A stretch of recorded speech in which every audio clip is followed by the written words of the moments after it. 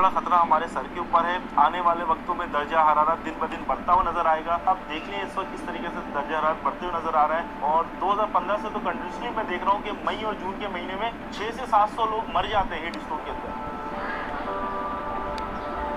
मेरा नाम सरफराज है। 93 की पैदाइश है मेरी। तकरीबन ऑलमोस्ट 10 साल जो है मेरा 93 से लेकर 2002 तक औरंगी टाउन में गुजरा। और वहाँ ज़्यादातर मेरे दोस्त यार नहीं थे। मैं अपने कजन्स के साथ ही थोड़ी बहुत एक्टिविटीज़ करता था। स्पोर्ट्स से मेरा कोई ताल्लुक नहीं था और एक कम सुन बच्चा था, यानी कि कम बोलने वाला बच्चा था। असल में मेरे साथ जो एक बेसिकली मसला ये था कि मैं अकलाता था। जब मैं अकलाता था तो जब मैं बात करता था लोगों से तो फिर वो मेरा मजाक उड़ाते थे, तो इसलिए मैंने बोलना छोड़ दिया। मैं एक साइड रहता था, किसी एक्टिविटी में पार्टिसिपेट नहीं करता था। स्कूल्स वगैरह में जो एक्टिविटीज़ होती थी मैं पार्टिसिपेट नहीं करता था, क्योंकि उसकी बेसिक वजह ये है कि जब मैं किसी से कम्युनिकेट नहीं कर पाता था तो मुझे एक अजीब सा फील होता था। तो जाहिर सी बात है उस वक्त मैं अपने पेरेंट्स से भी ये चीज़ें डिस्कस नहीं करता था, क्योंकि उस वक्त हमें लगता था कि यार बस आइसोलेट ही रहना है और शायद हम दुनिया की कुछ टारगेट जो है अचीव नहीं कर पाएंगे और हम और लोगों के साथ नहीं बैठ पाएंगे। पर ज़िंदगी के अंदर हर किसी की ज़िंदगी में एक ट्विस्ट आता है ना। तो मेरे ज़िंदगी में ट्विस्ट ये आया कि एक दिन जब मैं 2006 या 7 था और मैं 7th क्लास में था उस वक्त, तो एक टीचर मेरे पास आती हैं और टीचर आके मुझसे कहती हैं तुम कोई नशा करते हो क्या?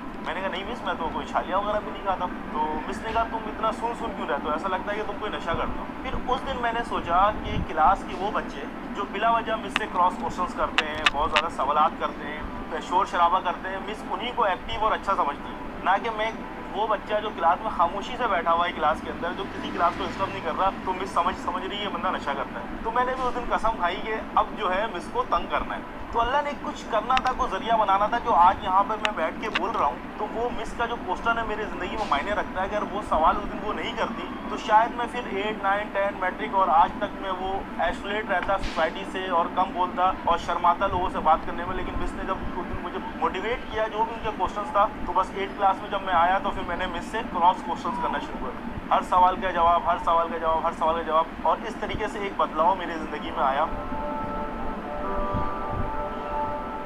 जब मैं बैचलर्स कर रहा था अपना, तो मैंने देखा 2015 में कराची शहर में एक हीट स्ट्रोक आता है। उसमें हज़ारों लोगों की जानें चले जाती हैं। 2,500 से 3,000 लोग ऑन रिकॉर्ड 3 दिन के अंदर दुनिया से चले जाते हैं। फिर कुछ वक्त गुजरता है और एक मुहिम देखता हूँ मैं कि दरख्त लगाओ शहर बचाओ, दरख्त लगाओ शहर बचाओ। तो मैंने कहा यार इस मुल्क और कौम के लिए हम अपना जान देने को तैयार हैं, सिर्फ एक दरख्त लगाने से हम इस मुल्क और कौम की कैसे खिदमत कर सकते हैं। मैंने अपने मदद आपके तहत इस नॉर्थ कराची के अंदर जो अराउंड ऑफ ये ग्राउंड है, वहाँ पर हमने प्लांटेशन शुरू की और पौधे लगाना शुरू किए। जब हम पौधे लगाते थे तो हमारी कोशिश ये होती थी कि वहाँ के लोगों को एंगेज करें। लोग मेरा मजाक उड़ाते थे, कोई मुझे खुदाई वाला बोलता था, कोई मुझे पौधा वाला बोलता था, कोई मुख्तलिफ अंदाज में बात करता था। यहाँ तक कि जब हम गैदरिंग्स में बैठे होते थे कहीं दोस्त यार के या फैमिलीज के, तो सामने लोग कहते थे यार तुम नहीं बोलो, तुम जाके पौधा लगाओ।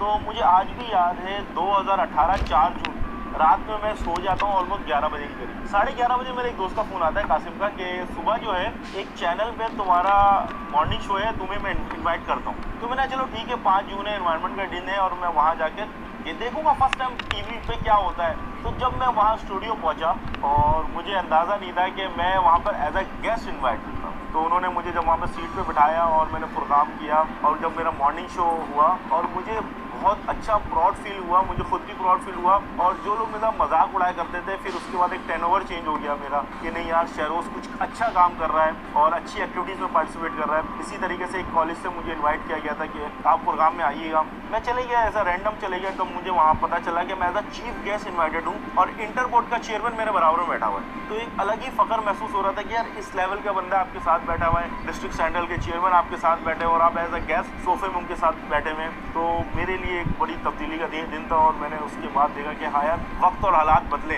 कि जो लोग मेरा मजाक उड़ाया करते थे, एक वक्त था कि लोग खुदाई वाला, पौधे वाला ये सब कहते थे, लेकिन आज इस वक्त मुझे लोग शहर में ट्री मैन ऑफ पाकिस्तान के नाम पे जाते हैं। आने वाला वक्त एक फूड क्राइसिस की शक्ल इख्तियार कर सकता है। तो ज़्यादा से ज़्यादा कोशिश करें अपने गली मोहल्ले पार्क ग्राउंड्स के अंदर फलों के दरख्त लगाएं, अपने किचन के वेस्ट को कंपोस्ट बनाएं, अपने घर में आप वर्टिकल गार्डनिंग करें, किचन गार्डनिंग करें, अपनी खुराक खुद पैदा करने की कोशिश करें। माहौलियाती तब्दीली एक बहुत बड़ा खतरा हमारे सर के ऊपर है। आने वाले वक्तों में दर्जा हरारत दिन ब दिन बढ़ता हुआ नजर आएगा। अप्रैल का आप देख लें इस वक्त किस तरीके से दर्जा हरारत बढ़ते हुए नजर आ रहा है। और 2015 से तो कंटिन्यूसली मैं देख रहा हूँ कि मई और जून के महीने में 600 से 700 लोग मर जाते हैं हीट स्ट्रोक के अंदर। तो अगर हम अपने घर के आगे एक पौधा लगा देते हैं जो मुस्तकबिल में एक दरख्त बन जाएगा, तो हमारे घर के आगे से गुजरने वाला कोई सब्जी वाला, कोई फल वाला, जो भी शख्स राहगीर गुजरेगा तो एक साये में गुजरेगा, तो इंशाल्लाह उस गर्मी से वो महफूज रहेगा। मरने के बाद कोई हमारे कब्र पे आके पौधा लगाए हमारे सारे सवाब के लिए, तो ज़िंदगी में अपने हाथ से एक पौधा लगा लें।